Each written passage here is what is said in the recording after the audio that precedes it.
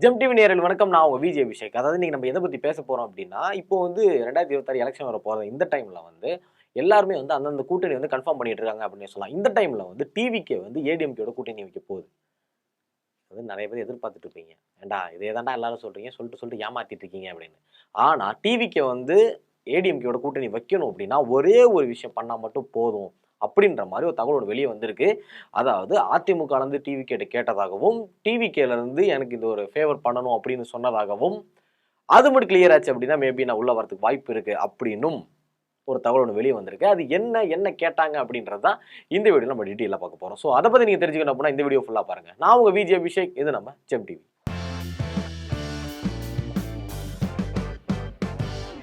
2026 election வரப்போற விஷயம் நம்ம எல்லாருக்குமே தெரியும். கிட்டத்தட்ட ஒரு மாசக்கணக்குல, அதான் மாசக்கணக்கு 2, 3 மாச கணக்கு தான் இருக்கு அப்படின்னு சொல்லலாம். அதாவது பிப்ரவரி மாசம் எப்படியும் எந்த மந்த்லன்னு சொல்லி டிசைட் பண்ணிடுவாங்க. அதுக்கப்புறம் அதாவது ஜனவரிக்குள்ள வந்து யார் கூட கூட்டணி வைக்க போறாங்க அப்படின்றத வந்து சொல்லியே ஆகணும். ஏன்னா அந்த ஒரு கட்டத்துல தான் நம்ம இப்ப இருக்கோம். அதாவது ஜனவரில ஃபிக்ஸ் பண்ணி பிப்ரவரியில வந்து என்னைக்கு வந்து எலக்ஷன் அப்படின்றத ஃபிக்ஸ் பண்ணிடுவாங்க. அதுக்கப்புறம் போறது தான். அப்படியே போயிட்டே இருக்க வேண்டியதான் அப்படின்ற மாரி தான் இருக்கு. அதே இந்த டைம்ல வந்து பாத்தீங்க அப்படின்னா, இப்ப யார் கூட கூட்டணி வைக்க போறா? இதுதான் வந்து மிகப்பெரிய ஒரு கன்ஃப்யூஷனா இருக்கு அப்படின்னே சொல்லலாம். அதாவது இப்ப வந்து இவ்வளவு நாளா வந்து இந்த கூட்டணிக்கு வந்து பிரச்சனையே கிடையாது. இதுவரைக்கும் பிரச்சனையே வந்தது கிடையாது. கூட்டணி மேட்டர பத்தி இந்த அது வந்து ஒரு மாரி ஃபிக்ஸ்டு. அதாவது அதிமுகவும் பிஜேபியும் கூட்டணி. அந்த மாரி திமுகவும் காங்கிரஸும் கூட்டணி அப்படின்ற மாரி ஃபிக்ஸ்டா இருந்தது தான் இந்த கூட்டணி விஷயம். ஆனா இப்ப வந்து எல்லாருமே கூட்டணி பேசுறோம். ஏன் காரணம் அப்படின்னா, தாவேகான்ற இந்த ஒரு கட்சி வந்ததுனால மட்டும் தான். அதாவது தாவேகாவும் தேமுதிகவும் கூட்டணின்றாங்க. தாவேகாவும் பிஜேபியும் கூட்டணின்றாங்க. தாவேகாவும் அதிமுகவும் கூட்டணின்றாங்க. இன்னும் ஒரு சில பேர் வந்து தாவேகாவும் காங்கிரஸும் தான் கூட்டணி அப்படின்ற மாரி எல்லாருமே ஒரு மாரி ஃபிக்ஸ்டா இருக்காங்க. ஆனா நீங்களே யோசிச்சு பாருங்களேன். இதுவரைக்கும் நடந்த மாநாட்டுல எந்த மாநாட்டிலயாவது விஜய் அவர்கள் வந்து அதிமுகவை எதிர்த்து ஏதாச்சும் ஒரு வார்த்தை பேசியிருக்காரா? இல்ல எடப்பாடி பழனிசாமி அவர்கள் எதிர்த்து ஒரு வார்த்தை பேசியிருக்காரா? இல்ல வந்து ஜெயலலிதா அம்மாவை எதிர்த்து ஒரு வார்த்தை பேசியிருக்காரா? இல்ல எம்ஜிஆர் அவர்கள பத்தி எதிர்த்து ஒரு வார்த்தை பேசியிருக்காரா? கருணாநிதி அவர பத்தி பேசியிருக்காரு. ஸ்டாலின் அவர பத்தி பேசியிருக்காரு. திமுகவ பத்தி பேசியிருக்காரே தவிர, இன்னும் வந்து ஒரு தடவ கூட அதிமுகவ பத்தி அவர் பேசவே இல்ல. இது யாராவது நோட்டீஸ் பண்ணீங்களா இந்த இடத்துலயாவது? என்ன அவரு எதுவும் பேசாமலே இருக்கிறாரே! அப்படின்னு சொல்லி யாராவது நோட்டீஸ் பண்ணீங்களா? பண்ணியிருக்க மாட்டீங்க.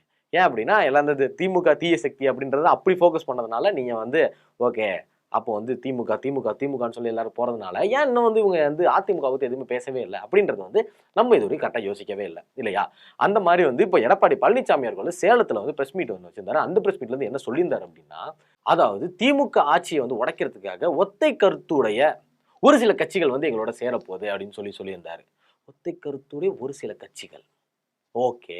அப்படி நம்ம எடுத்தாலும், அடுத்த பாயிண்ட் என்ன அப்படின்னா, இந்த கூட்டணி அமைச்சதுக்கு அப்புறம் இனிமேலு திமுகவால ஆட்சியே பிடிக்க முடியாது. திமுக இருக்கக்கூடிய கடைசி ஆட்சி இந்த ஆட்சி தான். இனிமேல் வர வாய்ப்பே இல்ல.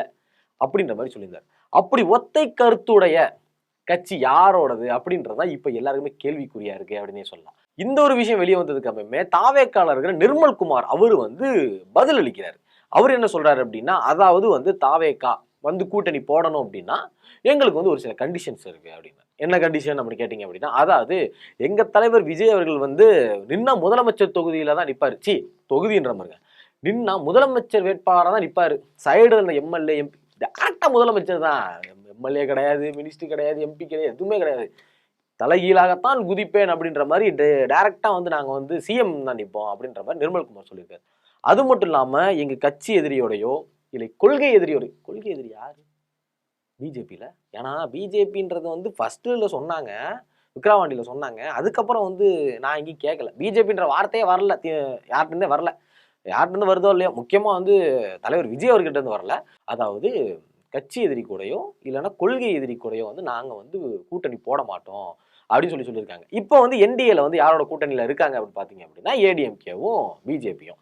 ஒருவேளை நிர்மல்குமார் சொல்லியிருக்காரே தவிர, இன்னும் விஜய் வாயிலிருந்து எதுவுமே வரல. இன்னமும் விஜய் வந்து ஏடிஎம்கேவை இதுவரைக்கும் ஆட்சியில வந்து எந்த ஒரு வார்த்தையோ, இல்ல எது அவங்கள பத்தி கிண்டல் பண்ணியோ எதுவுமே பேசல. ஏன் அது திமுகவுங்க பாட்டிலுக்கு ₹10 அப்படின்னு பாடுனவர் வந்து இன்னும் அதிமுகவுக்கு எந்த ஒரு பாடலும் எழுதல.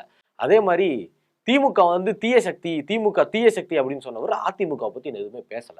இதுலயே மைல்டா டவுட் வர ஆரம்பிச்சுச்சு. அதாவது இவர் திருவாரூர்ல வந்து மாநாடு நடத்தினப்பே மாநாடுன்றேன். அதாவது இந்த ரோட் ஷோ பண்ணாங்கல்ல, அப்பவே வந்து இவர்கிட்ட எடப்பாடி பழனிசாமி அவர்கள்ட்ட வந்து பேசினதாகவும், போன் மூலியமா தொடர்பு கொண்டதாகவும் ஏகப்பட்ட தகவல் எல்லாமே வந்துட்டு இருந்துச்சு.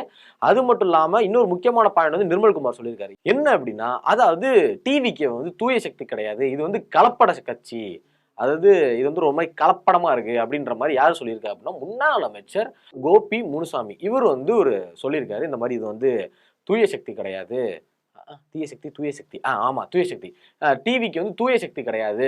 இது வந்து வந்து ஒரு கலப்பட சக்தி அப்படின்ற மாதிரி, இது வந்து கலப்படமான ஒரு கட்சி அப்படின்ற மாதிரி அவர் வந்து கலாய்க்கிறதாகவும் அதை கண்டிச்சு வந்து இவர் போட்டிருக்காரு. என்ன சொல்லியிருக்காரு அப்படின்னா, நாங்க வந்து டிஎம்கே தீய சக்தின்னு சொன்னா, டிஎம்கே தீய சக்தின்னு சொன்னா எதுக்கு வந்து அதிமுக கோவம் வருது, எதுக்கு ஏடிஎம்கே கோவம் வருது, அப்ப நீங்க லிங்க்ல இருக்கீங்களா அப்படின்னு சொல்லி ஒரு வார்த்தை கேட்டிருக்கிறாரு.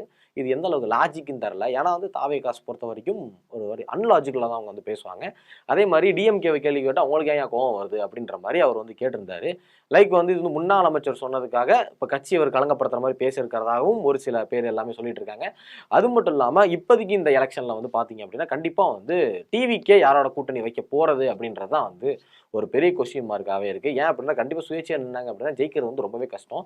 கூட்டணி வச்சாங்க அப்படின்னா கண்டிப்பாக ஜெயிக்கிறதுக்கு வாய்ப்பு இருக்குது. அது மட்டும் இல்லாமல் ஏடிஎம்கேவை வந்து ஸ்ட்ராங் படுத்துறதுக்காக டெல்லியிலேருந்து எல்லா வேலையும் சிறப்பாக பண்ணிட்டு இருக்காங்க அப்படின்னு சொல்லலாம். அதாவது அமித்ஷா வந்து இங்கே வரப்போறாரு, முக்கியமான 3 மினிஸ்டர்ஸ் வர போகிறாங்க. அதனால வந்து எல்லாமே பரபரப்பாக எல்லா வேலையும் நடந்துகிட்டு இருக்கு. ஸோ பொறுத்திருந்து பார்க்கலாம் ஏடிஎம்கே வந்து எவ்வளோ ஸ்ட்ராங்காக இருக்கு இல்லை அப்படின்றத. அதாவது நீங்கள் என்ன நினைக்கிறீங்க? அதாவது டிவிகேவும் ஏடிஎம்கேவும் கூட்டணி போட வாய்ப்பு இருக்கா? அப்படி கூட்டணி போட்டா எப்படி இருக்கும்? நல்லா இருக்குமா? நல்லா இருக்காதா? அப்படின்ற மாதிரி நீங்க என்ன நினைக்கிறீங்களோ அதை மறக்காம கமெண்ட்ல கமெண்ட் பண்ணிட்டு இந்த மாதிரியான இன்ஃபர்மேஷன்லாம் தெரிஞ்சுக்கணும் அப்படின்னா ஜெம் டிவியை சப்ஸ்கிரைப் பண்ணுங்க.